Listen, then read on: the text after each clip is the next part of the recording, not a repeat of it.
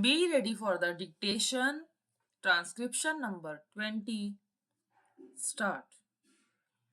Mr. Deputy Chairman, Sir, I extend to this resolution my wholehearted support, though I wish he had extended its scope by incorporating within it two more services, but then I cannot deal with that subject now. You have assured me that the matter will be taken up on a subsequent occasion. I do not know when that subsequent occasion is likely to occur. Sir, I am grateful to the Home Minister for some kind words he has said about me in regard to my interest in this subject. No doubt for long I have been urging the necessity of creating more All India services. During the last 5 years or so, ever since that recommendation on the subject was made by the States Reorganization Commission, and during the last 1 year and a half, near about that time, I have been tabling resolutions on the subject twice or thrice, but they could not come up. Of course, as they say, there are higher forces that govern the destiny of things, and so far as Parliament is concerned, it is the government and the undisputed sway of the chair that govern the density of resolutions. Obviously, it was so ordained that this resolution should come up only now, and that too as a government sponsored resolution. Even as it is, I welcome it most heartily and feel enthusiastic and even jubilant about it. Sir, I sincerely congratulate the Honorable the Home Minister for the tact, the firmness, the strength, and the determination which he has shown in overcoming all the delicacies and difficulties which I am sure were there in his way. The opposition and unwillingness of the states were there initially, I know, and I also know, sir, that about a year ago, when I tabled a question on this subject, the then Home Minister told us that the government would be only too glad to have more All India services, but then the handicap in their way was that the states were not agreeable to it.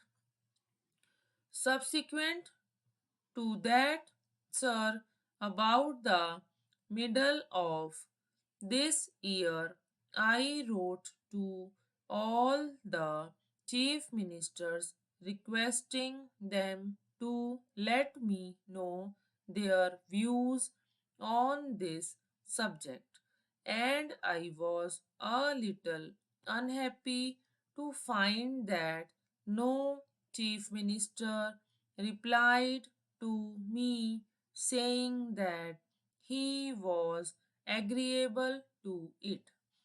One or two of them especially said that they were against it. So, all these difficulties were there in the way of the Home Minister. But I find that by his sweet persuasion, he has been able to win over all the chief ministers who, in the conference immediately preceding the last one, agreed to it in principle, and in the subsequent conference they agreed to it. It appears obviously in toto, and hence we have before us this resolution supported by the chief ministers of all the states. Sir, for that I want to congratulate most sincerely and heartily the Honorable the Home Minister.